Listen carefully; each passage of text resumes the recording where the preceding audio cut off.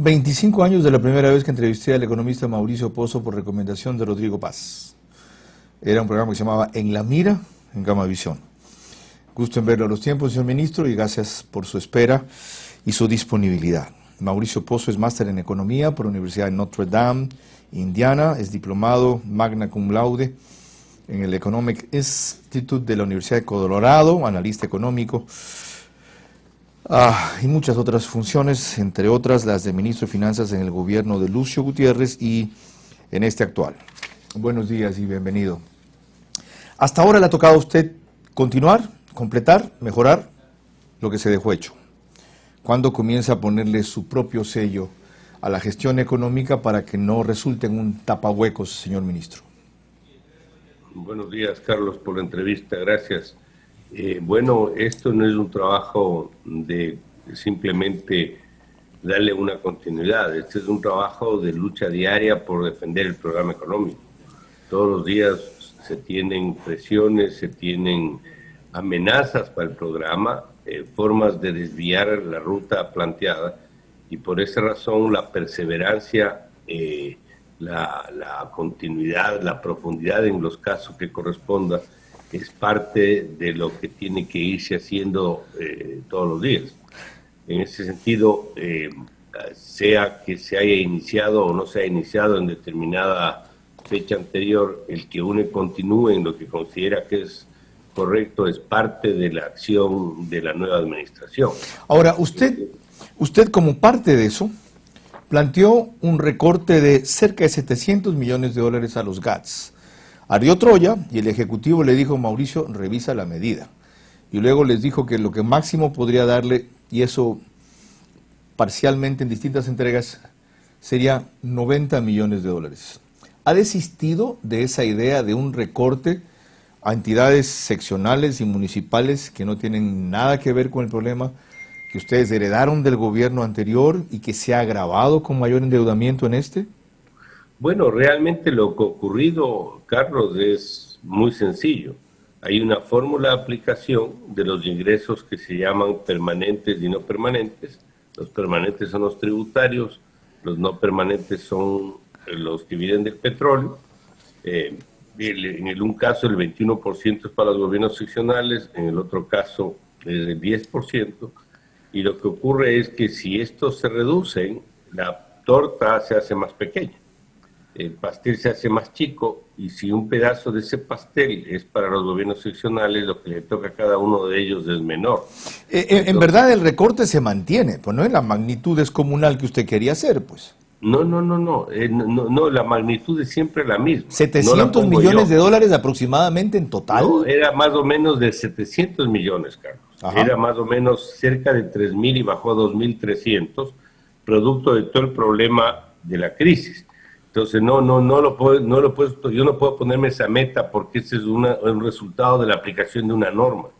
La norma del COTAD, que es la ley esta que rige lo que se llama las transferencias por equidad territorial, que tienen en su componente variable algunos principios, pero de una torta, como explico, más pequeña. Es decir, si la torta se hace más chica, lo que le toca a cada uno es menos. Ya, si usted no ha desistido... Cada uno tiene distinta prioridad en densidad poblacional, en necesidades básicas insatisfechas.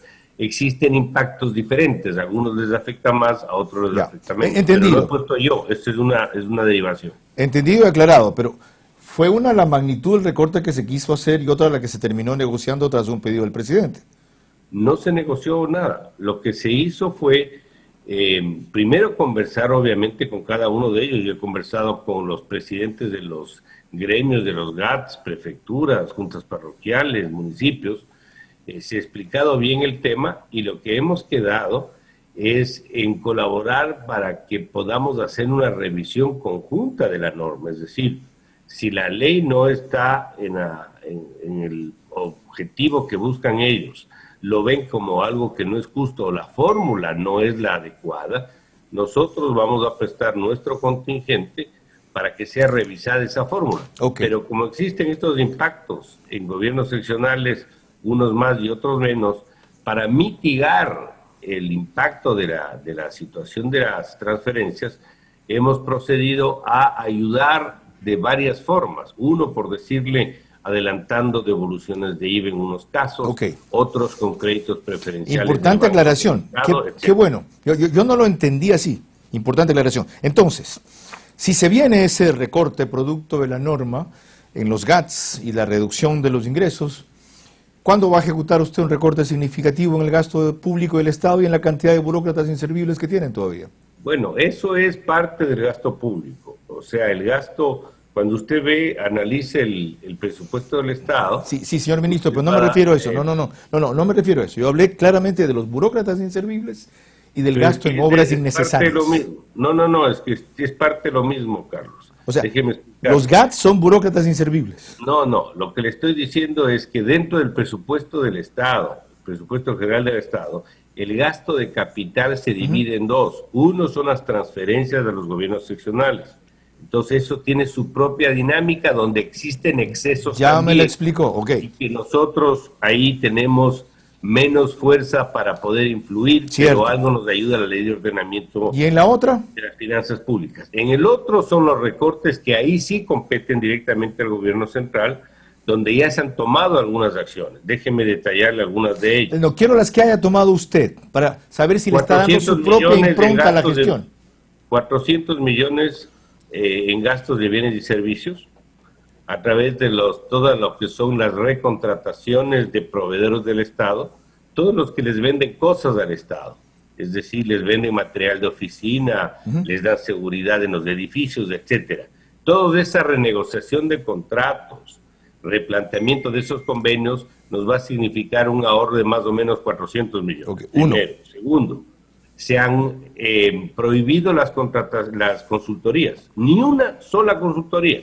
Si algún funcionario público, algún ministro, alguna autoridad de organismo no seccional, sino de empresa pública requiere contratar una consultoría, tiene que ser aprobado por el presidente de la República. ¿Y cuánto se ahorra por esa vía, más o menos? A ver, eso unido a la no llenada de vacantes, porque renuncia la gente también, sí. Usted no llena vacantes. Eso unido a la no renovación de contratos ocasionales, en una buena parte de los casos, nos va a dar un ahorro de aproximadamente 500 millones de dólares. Ya vamos con 900. El gasto en sueldos tiene una inercia propia, porque el 80% del gasto es en 4 sectores: Fuerzas Armadas, Policía, Educación y Salud. Entonces, todos los años, así usted no aumente el gasto, el salario, digamos, le aumenta el gasto, porque suben de categoría los empleados públicos. En el sector de educación pasan de la categoría 13 a la 14, igual en Fuerzas Armadas. Es decir, usted termina esa inercia. Si usted compensa esta inercia, ya está bajando 500 millones, que es el otro rubro que le quería citar. Entonces, en total serían más o menos 1.400 millones de dólares que han logrado recortar. Falta 1.000 millones en materia de deuda por la renegociación. Eso no lo hicimos nosotros. Correcto. Pero es parte de lo que se está sintiendo en estas fechas. Después hicimos un recorte de unos 400 millones adicionales en gastos de capital que considerábamos que no estaban bien identificados y que no justificaba su inclusión dentro de la proforma. Entonces, cuando usted suma todo esto... 2.800. Le va a dar alrededor, cerca de 3.000 millones de dólares, que es cerca del 10% del presupuesto, que no es pequeño, Carlos. Okay. No es una cifra pequeña, es una cifra importante, pero obviamente insuficiente. Okay. O sea, eso tiene que seguir hacia adelante con un siguiente gobierno. Ya, vale la explicación. Ahora, ¿cómo no borrar con el codo lo que usted describe que han hecho con la mano? Es decir, ¿cómo no caer en nuevas condiciones de un crédito chino a cambio de petróleo que no tenemos, que está, creo que comprometido hasta el 2024, y en condiciones que siempre que se criticó como onerosas por el plazo, por el interés y por un castigo o una pérdida nada menos que de 2.70 por barril de petróleo? ¿O eso es inevitable? Los chinos nos tienen, como dirían en mi tierra, por el cogote, y es eso o nada. Bueno, hay varios temas sobre esto, Carlos. Recuerde algo. La estimación de déficit fiscal para este año que está terminándose era de 8.700 millones. Ahora el déficit va a ser de 7.700 millones. No estoy diciendo que sea pequeño, es enorme el déficit, pero obviamente es menor. ¿Y por qué es menor? Por el orden, eso es gestión que se ha hecho en el ministerio, en mi administración, gestión en el ordenamiento de las finanzas públicas, que nos ha permitido menor necesidad de deuda, pongámoslo así, ¿ok? El déficit se reduce y por lo tanto necesito de menos deuda adicional. ¿Esto qué significó en términos prácticos? Que nosotros requiramos menos financiamiento de la China, como usted está haciendo la referencia. Estamos en lo que se llama deuda bilateral, es decir, la deuda de gobierno a gobierno, replanteando el tema, es decir, para este año que se avecina, el 2021, vamos a anunciar, todavía no quiero dar fechas porque no depende solo de mí, una nueva estructura de la deuda bilateral. Así como se lo hizo con la deuda de los tenedores de bonos, ahora lo vamos a hacer con la deuda bilateral. Qué bien. De tal suerte que podamos tener una estructura más barata. Necesitamos una buena noticia para fin de año. En el escenario posible, ¿para cuándo más o menos tiene eso previsto?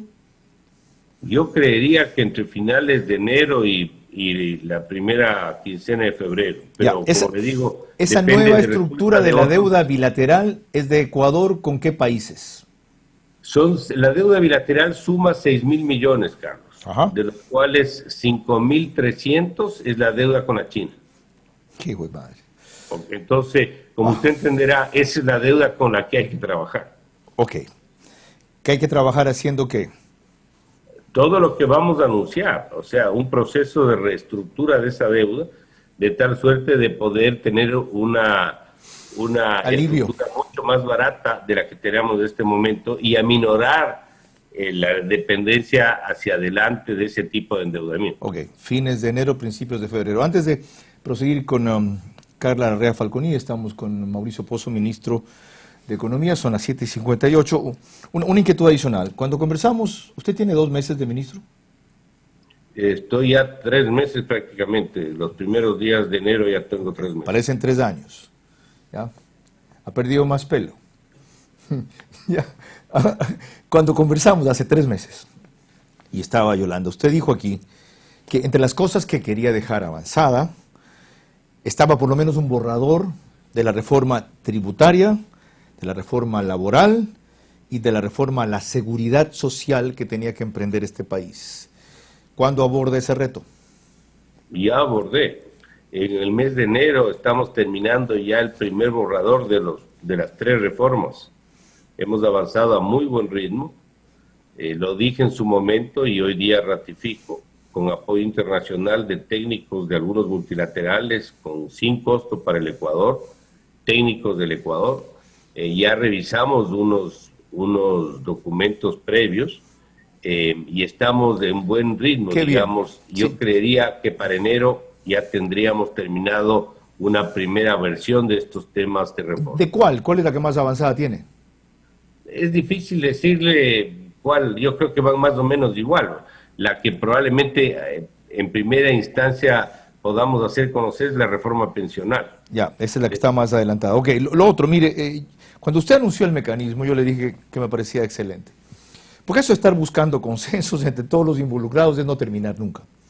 Pero también sería una pena que ustedes lleguen con este grupo de expertos y de técnicos nacionales más su rectoría a un borrador sin, tras tener el borrador, consultar con los sectores involucrados más que afectados, una primera reacción para enriquecerlo o modificarlo en lo que quepa, sin esperar un documento de consenso que nunca lo va a haber. Con suerte, el próximo gobierno, si tiene la legitimidad suficiente, será capaz de lograr imponerlo. No. Respaldo mayoritario suficiente. Los consensos son paralizantes a veces. Y conseguir las reformas de la Asamblea. ¿Va a saltarse usted ese paso de consulta o lo va a tomar sabiendo el riesgo que además corre, ¿no? Si lo hace dirán, Pozo quiere hacer esto, el gobierno quiere hacer el otro, nos han marginado la discusión. ¿Cuál va a ser su línea en esto? A ver, nosotros vamos a avanzar hasta donde más podamos. Obviamente, cuando tengamos ya un borrador final, llamémoslo así, si esto se da a finales del mes de enero. A partir de febrero iniciaremos un proceso de socialización, si le podemos llamar, de las reformas, donde habrá la participación, por ejemplo, de dirigentes gremiales, de dirigentes sindicales, de las universidades, etcétera, para poder tener un trabajo más perfeccionado. Pero lo que usted menciona es verdad, o sea, tener un documento donde todos estemos de acuerdo, eso va a ser difícil, pero sí podemos pretender tener una reforma que avancemos lo que más podamos, pongámoslo así, y que los puntos donde no existan los acuerdos puedan ser discernidos en una siguiente administración. Pero ya habremos hecho un avance importante, Carlos, porque ya estará, digamos, la estructura de la reforma armada con aquellos puntos donde no hay coincidencias todavía, pero que tendrán que ser resueltas en los siguientes meses. Entendido. Esto, finalmente, una vez socializado, comunicado, difundido, conversado, etcétera, será entregado en el mes de abril al gobierno que resulte electo, para que éste tome la decisión que corresponda y ojalá lo pueda emprender, porque esto no es una necesidad del Ministerio de Economía o del gobierno, señor ministro, sino del país. Perdone, se pasó de la raya ya. Muy mala idea socializar. Está bien consultar. Y además, yo entiendo el proceso distinto. Socializar es una cosa en varias etapas, progresiva, amplia, va y viene. Consultar es una vez, nos encerramos un día completo, todos los actores de la reforma a la seguridad social, y una sola vez, un día, los highlights, lo sobresaliente y líneas maestras del documento. Eso de andar, peor en este ambiente electoral, en este año de crisis con la pandemia encima, la vacuna que viene, o sea, no arruina el trabajo que están haciendo. Socializar, o sea, no. Carlos, no existe escrito, no está nada escrito en piedra de si la palabra socializar es la más ajustada. Consultar. Pero sí, pero estamos conscientes de que obviamente el ambiente no es el mejor. Estamos de un año electoral, etcétera. Estamos con asesoría internacional también para la coordinación, pongámoslo así, de ese proceso para ver qué es lo mejor, como usted dice, una encerrona de 2 días o cuál es el esquema que mejor nos... Perdóneme que le recuerde, mire lo que le pasó a Otto Sonnenholzer, 2 o 3 meses socializando un diálogo, un carajo sirvió. Mire lo que ha hecho la Cámara de Comercio de Quito. Consensos le llamaban, las hizo Patricio Alarcón, antes las hizo Blasco Peñarera, un carajo sirvió toda esa cuestión. ¿Ya? Mi opinión. Yo creo que lo perfecto es enemigo de lo bueno. Eso. Hay que tratar de avanzar lo que más se pueda, dadas las circunstancias que vamos a tener, y ese es el objetivo del trabajo que vamos a desarrollar. Conste, ya, mucha consulta es paralizante, suficiente consulta es necesaria. Carla Larrea Falconi, le quiere preguntar más desde Quito, estamos a las 8:03 con el ministro de Finanzas, Mauricio Pozo. Señor ministro, muy buenos días, mucho gusto. Estamos a puertas ya de las elecciones de presidente y hay un tema que realmente nos preocupa como país y es el tema de la dolarización. ¿Cómo lograr que el siguiente presidente, el siguiente gobierno respete la dolarización en nuestro país y cuáles serían los efectos en caso de salir de este sistema de dolarización para el Ecuador? Bueno, en primer lugar, todos los candidatos han dicho que quieren defender la dolarización, pero obviamente no todos los anuncios van en la línea de defender la dolarización. Si usted quiere defender la dolarización, tiene en primer lugar que tener la casa en orden. Si usted desordena la casa, va en contra de la dolarización. Y ofrecer, por ejemplo, salarios para todo el mundo que gane menos de tanto, sin ningún respaldo en reservas, eso es atentar contra la dolarización. Entonces, los anuncios de corte populista que destruyan lo que se ha podido avanzar en materia de orden de las finanzas públicas o que se desconozcan los acuerdos internacionales que lo que hacen es traer dólares, es decir, alimentar la dolarización. Si quieren romper eso, están atentando contra el régimen cambiario. Entonces, sí creo que es bien importante tomar en consideración ese tipo de factores.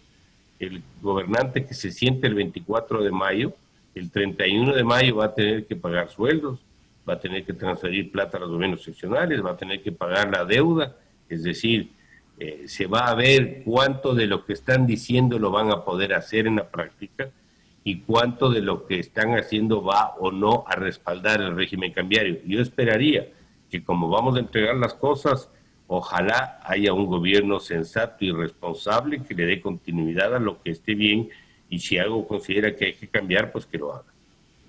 Perfecto. Se ha realizado ya un desembolso, el segundo desembolso de parte del FMI de 2.000 millones de dólares. ¿Cómo se ha destinado este dinero? Tomando en cuenta las deudas pendientes con proveedores, el pago de décimos de los sueldos de los empleados públicos y otras deudas que tiene el gobierno. ¿Cómo se ha distribuido este dinero? Bueno, tenemos un esquema de priorización de uso de los fondos. Los 2.000 millones es una parte de los recursos, los otros son de los otros multilaterales, más los propios del presupuesto, es decir, los tributarios y los petroleros. Lo que se ha hecho es una lista, llamemos así, de necesidades para atención, donde están atenciones de salud, donde están atenciones de educación, donde está pagos de atrasos. Ahí, por ejemplo, está considerado la antigüedad del atraso, el monto del atraso, el sector al que corresponde, si es un sector prioritario o no es prioritario. Están ahí las transferencias de los gobiernos seccionales y obviamente también está la cobertura del gasto de diciembre, que es un gasto importante, entre otras razones, porque ha habido la 13ª remuneración que genera alrededor de 450 millones adicionales de gastos solo en ese mes. Así que está debidamente priorizado, hay una comisión para esto, nosotros formamos parte obviamente de la comisión, pero también está la presidencia y la vicepresidencia de la República, así que es un trabajo, yo diría, lo más acucioso posible para darle el mejor uso que se puede dar a los recursos que han entrado.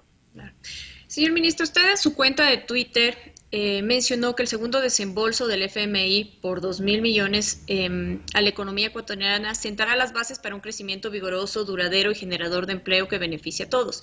Sin embargo, vemos que la política de nuestro país, no solo en este gobierno, sino en anteriores, ha sido el endeudamiento para sobrevivir. Yo quisiera saber si de esos 2.000 millones de dólares que desembolsó el FMI se ha destinado algo para inversión en cuanto a la producción, a la industria que genera divisas para nuestro país, que genera ventas, que genera comercio exterior, que genera movimiento económico. Bueno, el que usted destine mayoritariamente esto para salud y educación está destinando para un tema absolutamente prioritario. Por otro lado, nosotros estamos con los recursos de los otros multilaterales también con unas metas de financiamiento para el sector privado, que es el principal promotor de la actividad privada y productiva del país. Ahí hemos hablado con el BID, hemos hablado con el DFC de los Estados Unidos, estamos hablando con la propia CFE-CAF. ¿Es todo esto para qué? Para entregar financiamiento vía directa o vía banca pública y estimular la actividad privada. Así que todo eso estamos haciendo. Estamos diseñando un bono productivo similar al que se hizo de bono social a principios del presente año para también levantar recursos baratos y alimentar también la reactivación productiva. Así que tanto los recursos que están en el presupuesto producto del financiamiento como los que cité, más de estas otras acciones, va en la línea de reactivar la economía y tener un escenario mucho más, yo diría, optimista de reactivación económica del año 2021. Hay algunas concesiones que están pendientes. Señor ministro, ¿va a alcanzar el tiempo para realizar estas concesiones y bajo qué términos se van a dar las mismas? Porque hemos visto que han existido problemas cuando se han dado concesiones petroleras, concesiones de las hidroeléctricas. ¿Qué es lo que va a suceder en estos 4 meses? Bueno, nosotros vamos a caminar al mayor ritmo que podamos. Obviamente no queda mucho tiempo, pero con que se pueda iniciar uno que otro proceso, y no quiero anticipar cuál podría ser, estamos apuntando a la mayor cantidad que podamos, será mejor. Y será pues responsabilidad de un siguiente gobierno darle continuidad a lo que podamos emprender en estos meses que nos quedan. ¿Y cómo están avanzando también las negociaciones para tener un TLC, para entrar también a mercados mucho más grandes que definitivamente, por ejemplo, el de Estados Unidos representa una gran cantidad de nuestras exportaciones? ¿Cómo le ve usted el panorama ahora que finaliza el periodo del gobierno de Lenín Moreno? El ritmo al que se ha avanzado ahí es muy bueno, es decir, como usted conoce, ya se firmó la fase 1 del Tratado Comercial con Estados Unidos. Hay que continuar eso. Si no se alcanza en este gobierno, pues tendrá que ser parte de las gestiones de la siguiente administración. Pero ya se tienen pasos dados en esa dirección y pasos sólidos, diría yo. En segundo lugar, como usted sabe, el Ecuador está ingresando a la Alianza del Pacífico.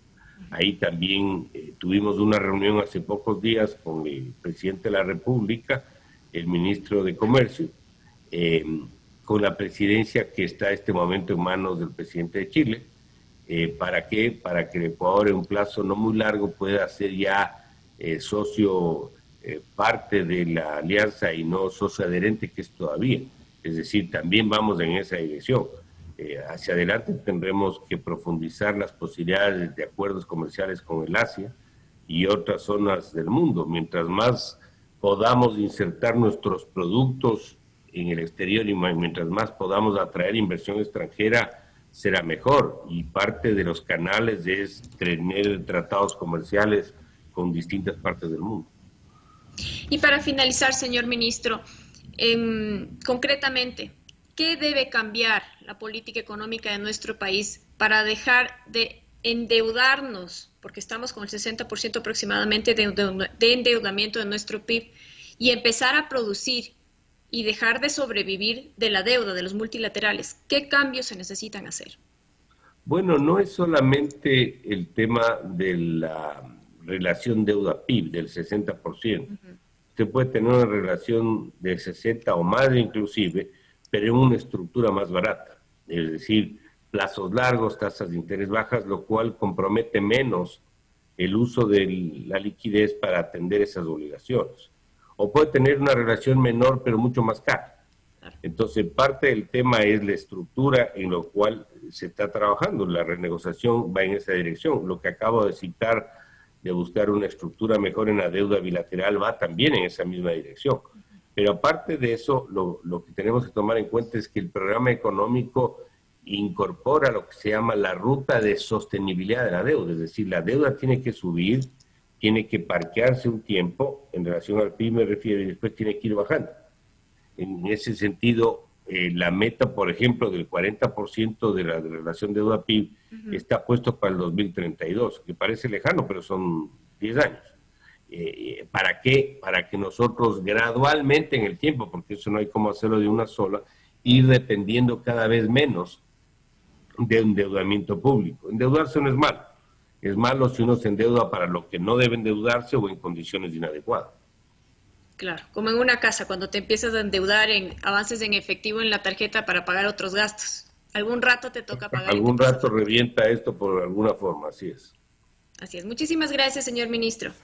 Carlos. A usted, muchas gracias. Para solo un pedido adicional, ¿cuánto viene acá para completar lo que falta? No es lo mismo a distancia.